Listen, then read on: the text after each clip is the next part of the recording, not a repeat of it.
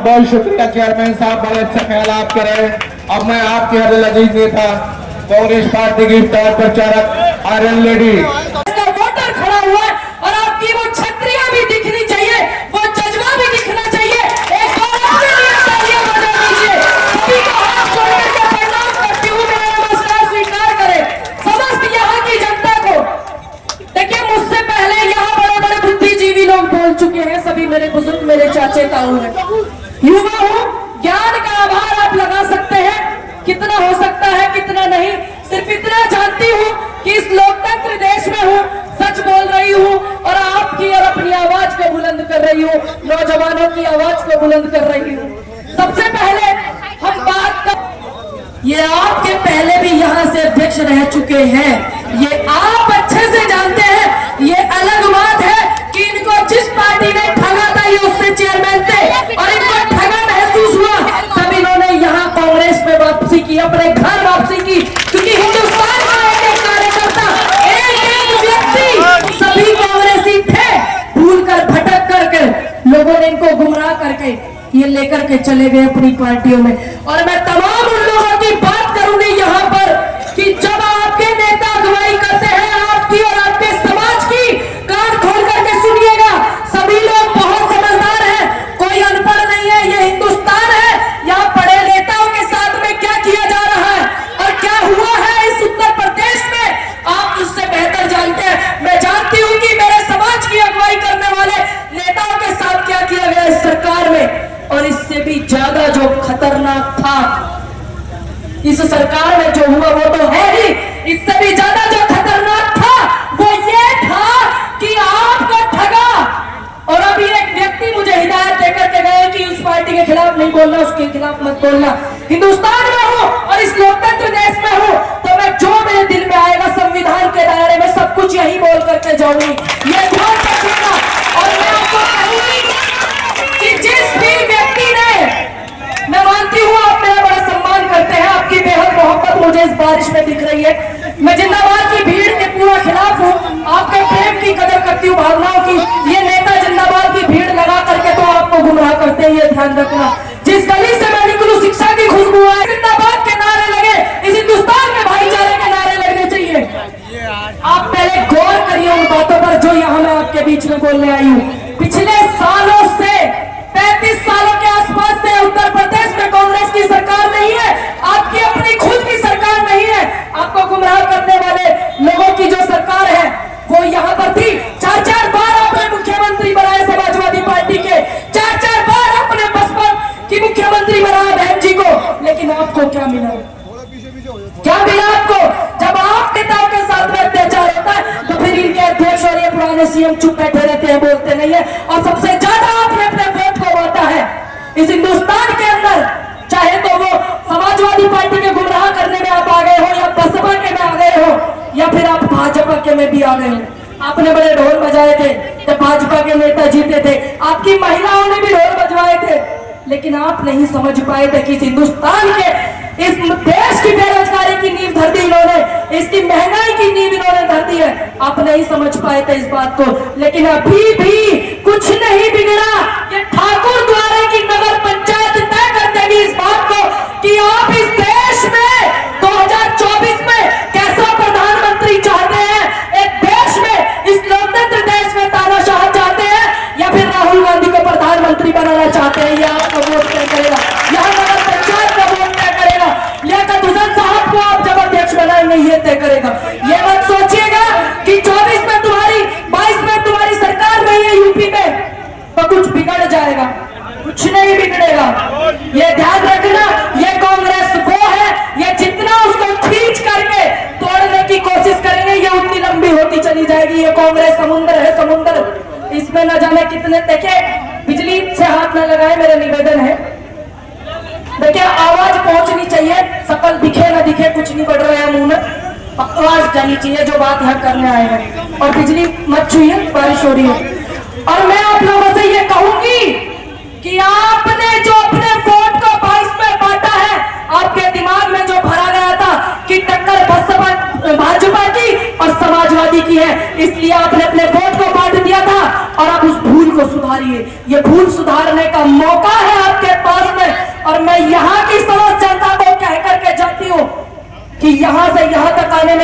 Time नहीं लगता, सिर्फ 50 किलोमीटर था।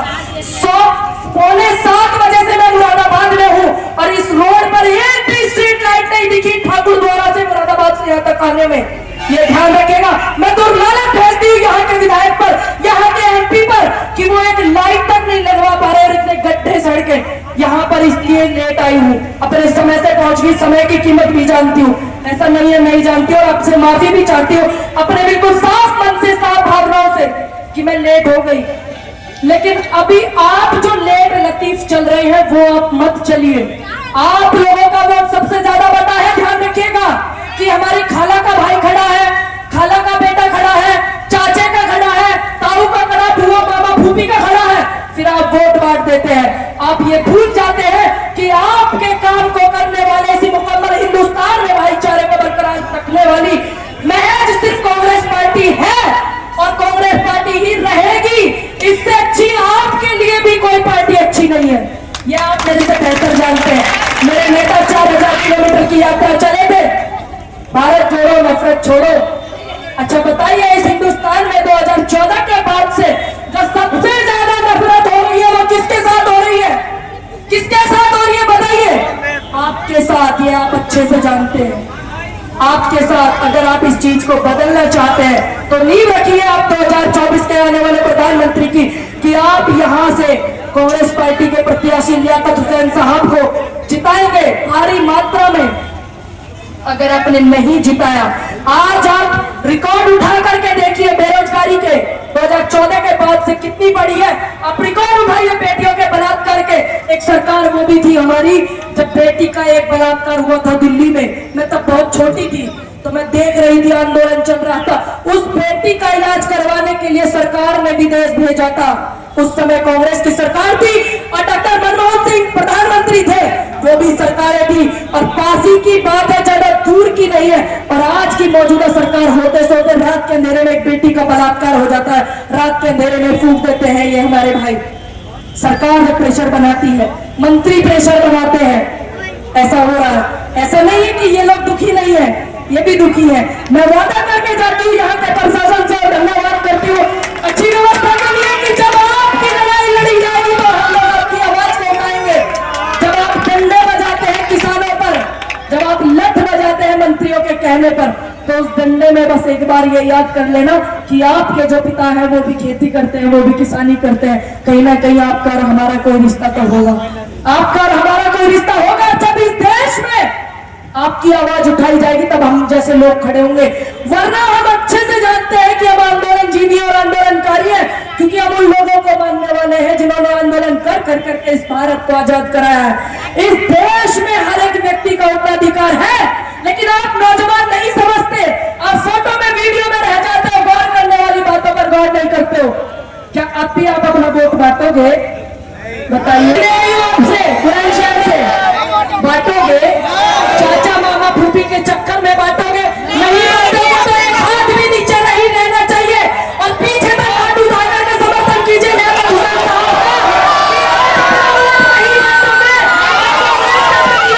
भारी भरकम जिताओगे,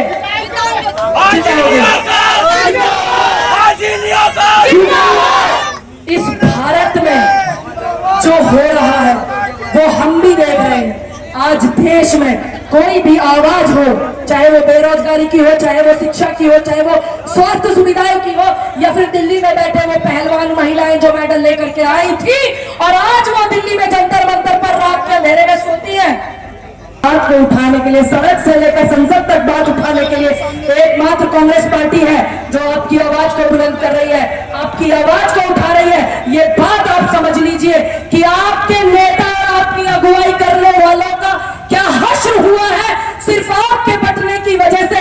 अगर आप अब भी नहीं रुके, आपने अपनी खुद की पार्टी को, जो पार्टी नेहरू गांधी सुभाष पटेल, अंबेडकर साहब, पंडित जवाहरलाल नेहरू, गनी गफ्फार, इन लोगों ने जो पार्टी सींची है, शहीद आजम भगत सिंह, इंदिरा गांधी जी, अगर आपने इस पार्टी को वोट नहीं दिया तो आप मेरे से बेहतर जानते हैं कि 24 में फिर जो 14 के बाद से अब 22-23 तक का माहौल है, अब क्या है और फिर इनका कितना चरम पर माहौल पहुंच जाएगा, ये आप तय करेंगे कि आपको तानाशाह चाहिए या फिर आपको संविधान के दायरे में काम करने वाले लोग चाहिए, क्योंकि एक एक युवा जो वीडियो फोटो कर रहे हैं ना, इनसे भी बाहर निकलकर अपने दिमाग पर जोर डालिए, क्योंकि इस देश का प्रधानमंत्री जो बनता है, मुख्यमंत्री जो बनता है, एक अध्यक्ष भी जो बनता है, वो आपके अपने वोट से बनता है। आप जिस दिन इस बात को स्वीकार लेंगे अपने मन में मजबूती से, तो दुनिया की कोई ताकत नहीं है कि वो लोग आपको झुका सके, वो लोग आपको डरा सके। ये मेरा वादा है आपसे। फांसी में है, आपके ज्यादा दूर नहीं पड़ता तिकुनिया कांड जो हुआ, आपने भी सुना होगा किसान आंदोलन के दौरान, और आज भी वो व्यक्ति अपने पद पर बैठा हुआ है जो भड़काऊ भाषण दे करके जनता को कहता था, किसानों को कहता था कि इनको सुधार देंगे, इनका इलाज कर देंगे, कहता था ना, वो आज भी ऐसे ही घूम रहा है। उन परिवारों को शहीदी और शहादतें नहीं मिली, उनके जो जिनकी शहीदी हो गई थी, ये आप ध्यान रख लीजिएगा। और मैं आपको एक बात और कहना चाहूंगी, आपके बीच में ऐसे भी व्यक्ति आएंगे जो आपको लगेगा कि वो आपके समाज के लिए, लगता है आपको, लगेगा नहीं, लगता है आपको कि वो आपके समाज की अगुवाई कर रहे हैं, वो आपकी आवाज को उठा रहे हैं, आपकी आवाज को बुलंद कर रहे हैं, है ना। एक व्यक्ति, अगर एक राहुल गांधी आपकी आवाज को संसद में उठाते हैं तो उनका माइक बंद कर दिया जाता है, वो आपकी आवाज को उठाते हैं तो उनकी सदस्यता रद्द कर दी जाती है, और एक माइक आपकी बात को राहुल गांधी उठाते हैं तो उनका घर खाली करवा दिया जाता है। लेकिन इस बात को जरूर गौर करना सभी लोग कि बैरिस्टर साहब आपके दिन रात टीवी पर गरियाते हैं सरकार को, मजाल इस सरकार की वो उन पर एक भी मुकदमा कर दे। क्यों? क्योंकि बैरिस्टर साहब बी टीम है, ये ध्यान रखना। भारतीय जनता पार्टी की वो आपको सबसे ज्यादा बात करके चलते हैं, इस बात को आप ध्यान रखना, उनके बहकाने में मत आना। जब हमारे उत्तर प्रदेश में चुनाव होते हैं तभी बैरिस्टर साहब उतारते हैं अपने प्रत्याशी, जिनका कभी हमने नाम भी नहीं सुना, ऐसे लोगों को। तो मैं आप लोगों से निवेदन करती हूँ, यहाँ की समस्त जनता से, कि हमारे लियाकत हुसैन भाई जी को खूब ज्यादा वोट करें और सपोर्ट करें, ताकि एक मजबूत इस लोकतंत्र देश को और मजबूती दी जा सके, ताकि हर बेटी अपने हक की आवाज उठा सके, ताकि हर नौजवान अपने हक की आवाज उठा सके, ताकि हर युवा लड़ सके अपने अधिकारों के लिए। 70 लड़के जवान प्रभावित हुए थे अग्निपथ योजना से, 700 किसानों की शहादतें गई थी। और ये ध्यान रखना, ना ही तो बैरिस्टर साहब बोलते आपके, ना ही समाजवादी पार्टी के अध्यक्ष बोलते, और ना ही बसपा की बहन जी बोलती है जब एक बेटी के बलात्कारियों को रिहा किया जाता है। मैं धन्यवाद करती हूँ यहाँ की समस्त जनता का, और जितने भी हमारे कांग्रेस के कार्यकर्ता हैं, मैं धन्यवाद करती हूँ आप सभी को। आप लोग मुझे पीछे तक हाथ उठा करके समर्थन दीजिए आप अपने लियाकत भाई को। जोर से बोलिए, जय जवान, जय हिंद, जय हिंद, जय हिंद। इन नारों को बरकरार रखना, किसान एकता को और जवान को बरकरार रखना। अगर आपने इनको बरकरार नहीं रखा तो आपको पता है कि 2014 के बाद से जो आपका माहौल हुआ है, इसके अच्छे महान शहादतकारियों की विचारधारा है, क्योंकि इस देश में शहीद आजम भगत सिंह का खून लगा है। इस देश को आजाद कराने में भगत सिंह, चंद्रशेखर आजाद, टैगोर, गांधी, पटेल, नेहरू, अशफाक उल्लाह खान, गदी गफ्फार, झांसी की रानी अहिल्याबाई, अवंतीबाई का खून लगा है। इस देश को आजाद कराने में आज मौजूदा सरकार में एक भी व्यक्ति ये बता दे कि मेरे बुजुर्गों ने देश को आजाद करा है, बता नहीं सकता कोई भी व्यक्ति। चंद लोग होंगे इस मौजूदा सरकार में जिनके बुजुर्गों ने देश को आजाद कराया होगा, और वो बोलते नहीं है, वो चुप हो जाते हैं अपनी कुर्सी के चक्कर में। 12 महिला इस हिंदुस्तान के अंदर समथिंग मंत्रिमंडल में बैठी हुई है, कोई महिला बोलने के लिए तैयार नहीं है। इसीलिए आप बदलिए सरकार को, और सरकार बदली जाएगी ऐसे कि अगर आप कांग्रेस पार्टी के प्रत्याशी लियाकत भाई को जिताएंगे, अगर आप अपनी वोट बांटेंगे ना, तो फिर फायदा हो जाएगा भारतीय जनता पार्टी को। ये आप ध्यान रखिएगा, तब तक आप अपना ख्याल रखिएगा। अच्छा ये बताइए मुझे यहाँ कौन कौन दोबारा बुलाना चाहते हैं? एक आध ऐसा भी बता दो जो नहीं बुलाना चाहता। और मैं आपसे वादा करके चाहती हूँ इस बात के लिए, देश आपका धन्यवाद करने इसी धरती पर आऊंगी, इसी जगह आऊंगी, फिर वही एक मंच लगेगा। मैं जानती हूँ पूरा पंडाल भरा हुआ है, बहुत बारिश में आपका इंतजार, आपने इंतजार भी किया है, क्योंकि सड़कें बहुत खराब है। कसम परमात्मा की, अगर इस रोड पे कोई गाड़ी रोक करके लूट कर लेना, परमात्मा की कसम कोई देखने वाला नहीं है। सड़कें इतनी खराब, क्योंकि मैं देर कभी करती नहीं हूँ, हो जाती है, क्योंकि आपकी सड़कें बड़ी खराब है। और इस भारत में आप हो, इस भारत में आप सांस लेना चाहते हो, इस भारत की मिट्टी को सूंघना चाहते हो, महसूस करना चाहते हो, तो एक बात याद रखना, आपके कर्म और आपके काम ही बता देंगे इस बात के लिए कि आप हिंदुस्तान से कितना प्रेम करते हो। और इसको सजाना बटोरना सिर्फ अकेले पूरब पंडित की जिम्मेदारी नहीं है, आप लोगों की भी जिम्मेदारी है। क्या आप लोग अपनी जिम्मेदारी को समझते हैं या नहीं? समझते हैं ना? तो फिर आप अपने वोटों को मत बांटिएगा। मैं जिस भी मंच पर जा रही हूँ, परमात्मा साक्षी है, मैं उस श्री भगवत गीता की कसम खा करके कहती हूँ, मुझे बोलने से पहले ये नोटिफिकेशन दे दिया जाता है कि आप इस पार्टी के खिलाफ मत बोलना और उसके खिलाफ मत बोलना। इस आजाद भारत में हूँ तो इस लोकतंत्र देश में हूँ और अपनी पार्टी की एक ईमानदारी से काम करने वाली बेटी हूँ, तो वो सब बात बोलूंगी जो संविधान के दायरे में आता है, जो सरकारों ने आपको छला है। एनडी तिवारी जी को राष्ट्र मुख्यमंत्री आपने बनाया उत्तर प्रदेश के, जितनी भी सुविधाएं है ना ये उस उन्हीं के जमाने की थी, चाहे वो प्राइमरी स्कूल हो, चाहे वो स्वास्थ्य सुविधाएं हो, चाहे वो कोई भी सुविधाएं हो, चाहे वो पेंशन काटी हुई हो हमारे उत्तर प्रदेश के पुलिस वाले भाइयों की, जो इनको नहीं मिलती है, 50 साल 40 साल नौकरी करके बाद में इनको नहीं देते हैं। हमें दुख लगता है इस बात का भाईजी, ईमानदारी से बोल रही हूँ, मेरे घर में भी पुलिस वाले बहुत है। ईमानदारी से इसलिए दुख लगता है कि एक सरकारी कर्मचारी अपने बीवी बच्चों को छोड़ करके, मेरठ से भी यहाँ पर बुलंदशहर में भी, बुलंदशहर से भी यहाँ पर हमारे नौजवान लगे हुए हैं, अपने परिवार को छोड़ करके आपको देते हैं वो सेवा 40-40 साल तक, और आप उनकी पेंशन नहीं देते हो। कितना दुर्भाग्य है इस देश का, इस उत्तर प्रदेश का। और एक सांसद और एक विधायक, बेटा इधर आजा, तू तेरे कुछ मन में बात हो ना तो इधर आजा, हर चीज का इलाज है मेरे पास और हर बीमारी का, आजा इधर आजा, आजा बेटा आजा। सांसद और एक विधायक एक बार अगर बन जाते हैं, चाहे वो 4 दिन के लिए ही बन जाए, उनकी पेंशन है 8, अगर वो 4 बार बनेगा तो 4 बार की पेंशन है, 8 बार बनेगा तो 8 बार की पेंशन है। और इतनी सारी भीड़ में कह रही हूँ इस बात को, अगर किसी को भी कोई सवाल पूछना है तो कहती हूँ चैलेंज के साथ आ जाए, आ जाओ, ठीक है, क्योंकि कांग्रेस की वो कार्यकर्ता हूँ। और सबसे बड़ी बात ध्यान रखना, इस देश की सबसे बड़ी जात बरादरी से आती हूँ, किसानों की जात से आती हूँ, हर तोड़ है मेरे पास हर बात का, ये भूलना मत। मैं मानती हूँ कि आप नौजवान हैं हिंदुस्तान के, और मैं पुनः धन्यवाद करती हूँ यहाँ पर कांग्रेस की समस्त टीम का। मैं बार बार यही बोलूंगी आपको, अगर आपने अपना वोट बांटा, अपने रिश्तेदारों के चक्कर में कांग्रेस को वोट नहीं दिया, उसका सीधा सीधा फायदा भाजपा को होगा। ये आप तय करेंगे कि उत्तर प्रदेश में भाजपा की सरकार ने कितने माहौल बनाए हुए हैं, आप उस माहौल को सुधारेंगे या नहीं। अकेले इतनी दूर से चल करके मेरी जिम्मेदारी नहीं, जितनी जिम्मेदारी मेरी है मैं बखूबी निभाती हूँ। आप भी अपनी जिम्मेदारी को समझिए, आप अपने वोटों को रोकिए और आने वाले हमारे भाई को खूब ज्यादा समय वोट दीजिए, सपोर्ट कीजिए लियाकत हुसैन साहब को, क्योंकि ये पहले भी अध्यक्ष थे और ये अब भी रहेंगे। यहाँ की जनता का जोश देख करके मैं लियाकत भाई को शुभकामनाएं देकर के जाती हूँ आगामी जीत की, कि मैं फिर से आऊँ यहाँ पर और आपकी आवाज को बुलंद करूँ। और एक और बात बता करके जाती हूँ मैं रिकॉर्ड, अगर इन्होंने आपका काम नहीं किया, बातें दोनों करनी जानती हूँ, पॉजिटिव भी और इनके प्रति नेगेटिव भी, क्योंकि इंसान को सिक्के के 2 पहलू होते हैं, तो उसी तरीके से बातें भी दोनों होनी चाहिए।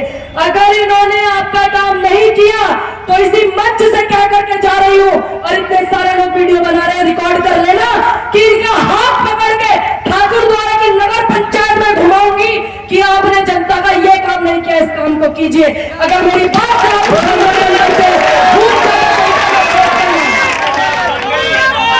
मैं अच्छे से जानती हूँ कि आपके समाज का अच्छे से कांग्रेस के प्रति रुझाव है, क्योंकि आप भी ठगे हुए हैं, बातें उनकी मत सुनिए, उनकी बातें ठग लेंगी, है कि नहीं।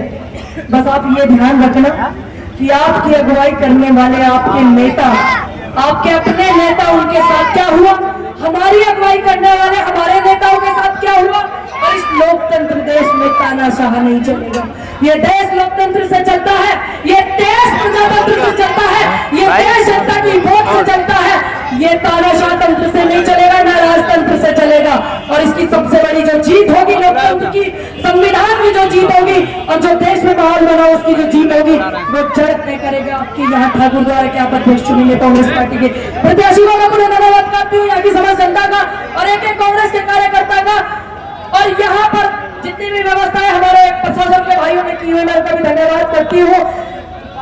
जय जवान, जय जवान, भारत माता की, भारत माता की, जय हिंद, जय हिंद, जय हिंद। ये शहादत के नारे हैं, जब इनको बोलते हैं तो जोश भी पैदा होता है और अपने आप को बड़ा सुकून महसूस करते हैं। जय हिंद, जय भारत, जय जवान, जय किसान।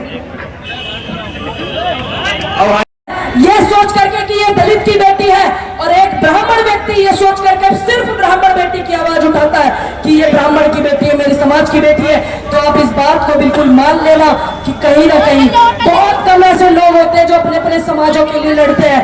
या एक कोई मुस्लिम समाज का व्यक्ति ये सोचकर आपकी आवाज उठाए कि वो मुस्लिम है, तो आप सोच लेना कि इस भारत में बहुत कम ही ऐसे लोग हैं जो अपने समाज की ईमानदारी से आवाज उठाते हैं। और ये ध्यान रखना, इस मुकम्मल हिंदुस्तान के अंदर कोई भी बेटी या कोई भी आपका बेटा या कोई भी बीच का इस हिंदुस्तान का व्यक्ति ये सोचकर बेटियों की आवाज उठाता ना कि ये मेरे भारत की बेटी है, तो मान लेना उससे अच्छा आपका कोई हितैषी नहीं हो सकता, उससे अच्छा आपका हितैषी नहीं हो सकता, आपका साथी नहीं हो सकता। ये मेरा दावा है आपसे, क्योंकि इस देश की बेटी देश की बेटी है, चाहे वो मनीषा वाल्मीकि क्यों ना हो, चाहे वो बेटी ना हो जो ठाकुर द्वारे की ही बेटी थी, सबिया रबिया नाम था ना, डिफेंस में थी और उसकी हत्या हो गई थी दिल्ली में। भूल गए क्या? याद है, याद है ना? हम गए उसके घर पे, हम मिले उसकी माँ से, हम मिले उस बहन छोटी बच्ची से जिनके आंसू आज तक भी बंद नहीं है। व्हाट्सएप पे मुझे आज भी टैग करते हैं। और अभी पिछले दिनों में दिल्ली के सांसद से भी मिली इस विषय में कि उस बेटी को उसकी नौकरी दे दीजिए ताकि घर परिवार इनका चलता रहे। लेकिन आपके जो पुराने मुख्यमंत्री है, जिनकी सरकार आपने 4 बार बनवाई, उन्होंने कोई आवाज नहीं उठाई। जो बहन जी की सरकार आपने बनाई, उन्होंने कोई आवाज नहीं उठाई, क्योंकि हमारे लिए देश की बेटी हम दामिनी शर्मा की भी बात उठाएंगे और हम मनीषा वाल्मीकि की भी बात उठाएंगे और अमर बिया की भी बात उठाएंगे। हम वो लोग हैं, क्योंकि हम लोग सभी लोग जुड़े हुए